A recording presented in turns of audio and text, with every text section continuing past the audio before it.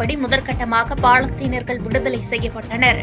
இஸ்ரேலால் சிறைப்பிடிக்கப்பட்ட சிறார்கள் மற்றும் பெண்கள் உள்ளிட்ட 90 பேர் விடுதலையாகினர்.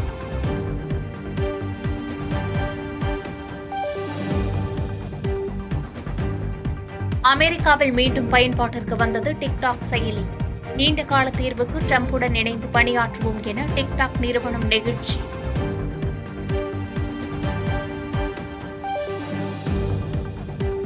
கொல்கத்தா பெண் மருத்துவர் கொலை வழக்கு குற்றவாளியாக தீர்ப்பு வழங்கப்பட்ட சஞ்சய் ராய்க்கு சியால்டா மாவட்ட அமர்வு நீதிமன்றம் இன்று தண்டனையை அறிவிக்கிறது.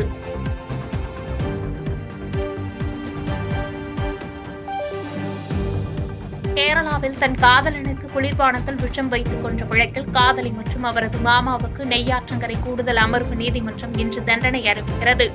காதலனுக்கு குளிர்பானத்தில் விஷம் கலந்து தந்து கொன்ற வழக்கில் காதலியும் அவரது மாமனும் குற்றவாளி என தீர்ப்பு அளிக்கப்பட்ட நிலையில் இன்று தண்டனை அறிவிக்கப்படுகிறது.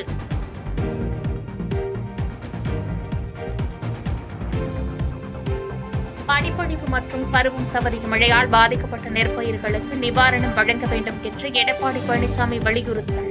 டெல்டா மாவட்டங்கள் முழுவதும் நெல்மணிகளை காய வைக்கும் டிரையர் வண்டிகளை அனுப்பி நெல்மணிகளின் ஈரப்பதத்தை குறைக்க வழிவகை செய்ய வேண்டும் என்று அறிவுறுத்தல்.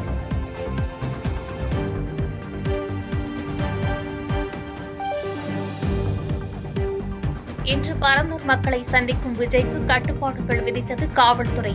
13 கிராமங்களில் 9 கிராம மக்களை மட்டுமே சந்திக்கவும் நண்பகல் 12 முதல் 3 மணி வரை மட்டுமே சந்திக்க அனுமதி.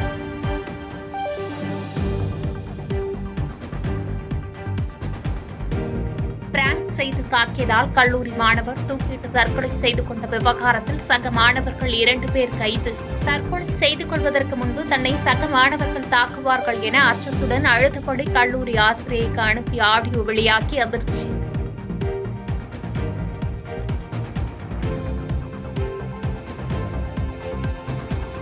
தாம்பரம் அருகே விபத்தில் சிக்கி மூளைச்சாவு அடைந்த நிக்கல்சன் என்ற இளைஞரின் உடல் உறுப்புகள் தானம் பெறப்பட்ட உடல் உறுப்புகள் மூலம் 8 பேருக்கு மறுவாழ்வு கிடைக்கும் என்று உறவினர்கள் மற்றும் மருத்துவர்கள் நெகிழ்ச்சி. ஒரு 25 வயசு உள்ள நிக்கல்சன் அவர் இன்னைக்கு நம்ம ஹாஸ்பிட்டலில் உறுப்பு தானம் பண்ணியிருக்காங்க. அவங்க குடும்பத்துக்காக நாங்கள் நன்றி செலுத்துகிறோம்.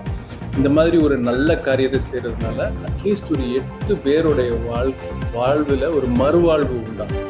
That's the main thing.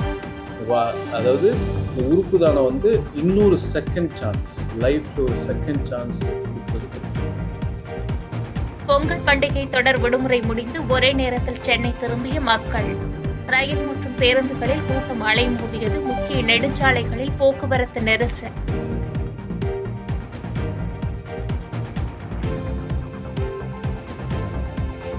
Nagai, Thiruvarur, Thanjai, நெல்லை, கன்னியாகுமரி ஆகிய 5 மாவட்டங்களில் இடிமின்னலுடன் கூடிய மிதமான மழைக்கு வாய்ப்பு. புதுவை மற்றும் காரைக்கால் பகுதிகளில் லேசானது முதல் மிதமான மழை பெய்யக்கூடும் என்று தகவல்.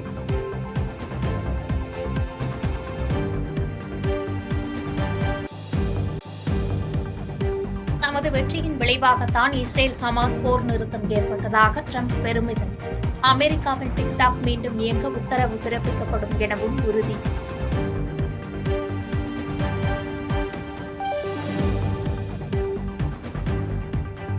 எலான் மஸ்க் தலைமையில் புதிதாக நிர்வாக சீரமைப்பு துறை உருவாக்கப்படும் என ட்ரம்ப் அறிவி. வலிமையான அமெரிக்காவை உருவாக்க மாற்றங்களை கொண்டுவர தயாராக இருப்பதாக எலான் மஸ்க் பேச்சு.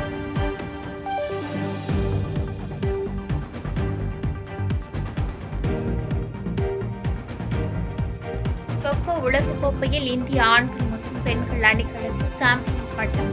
கோப்பையை வென்ற வீரர் வீராங்கனைகளுக்கு பிரதமர் மோடி வாழ்த்து. ஈரோடு கிழக்கு இடைத்தேர்தலை ஒட்டி சூடு பிடிக்கும் தேர்தல் பிரச்சாரம். திமுக மற்றும் நாம் தமிழர் கட்சி வேட்பாளர்கள் உள்ளிட்டோர் தீவிர வாக்கு சேகரிப்பு.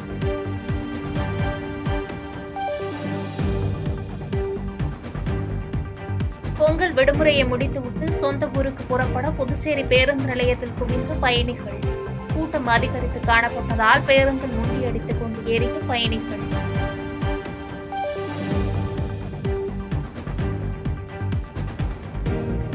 கச்சத்தீவை மீட்க மத்திய அரசுக்கு கோரிக்கை வைப்பேன் என மதுரை ஆதீனம் பேட்டி. இலங்கையில் தமிழருக்கு தனி நாடு ஏற்படுத்த வேண்டும் என்றும் கருத்து.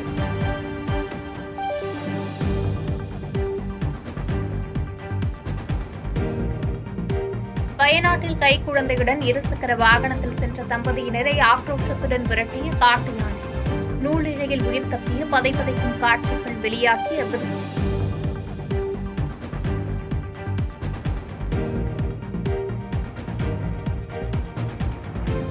காரிமங்கலம் அருகே பொங்கல் விடுமுறைக்காக பாட்டி வீட்டிற்கு வந்த 6 வயது சிறுமி நாட்டு வெடி வெடித்து சம்பவ இடத்திலேயே உயிரிழப்பு.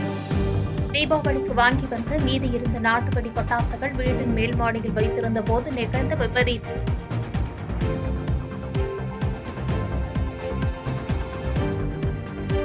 கும்பக்கரை அருவியில் நீர்வரத்து குறைவு.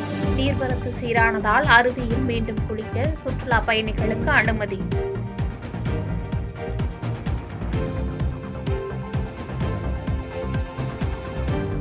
பருவம் தப்பி பெய்த மழையினால் நாகை மாவட்டத்தில் 20,000 ஏக்கருக்கு மேல் அறுவடைக்கு தயாரான சம்பா நெல்மணிகள் சேதம். நெல்மணிகள் முளைத்து பதராக மாறியதால் மகசூல் பாதிக்கப்பட்டுள்ளதாக விவசாயிகள் வேதனை.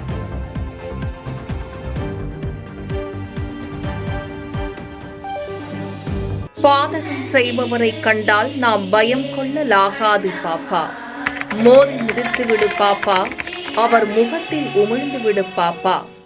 அண்மை செய்திகளை உடனுக்குடன் தெரிந்து கொள்ள இணைந்திருங்கள் எம் நாடு தொலைக்காட்சியுடன்.